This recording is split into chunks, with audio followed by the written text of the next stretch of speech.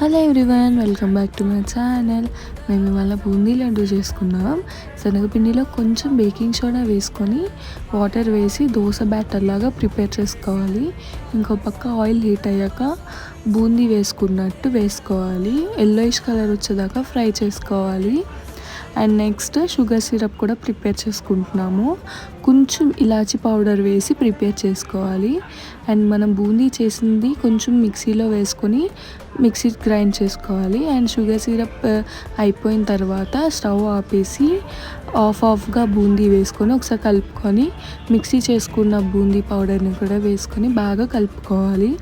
And next గీ మనకి ఎంత కావాలో అంత గీ వేసి ఇంకొకసారి కలుపుకొని కొంచెం వేడి తగ్గాక హ్యాండ్స్కి కానీ కవర్కి కానీ ఆయిల్ కానీ గీ కానీ వేసి లడ్డుల్లా చేసుకొని చల్లగయ్యాక తినేయడమే.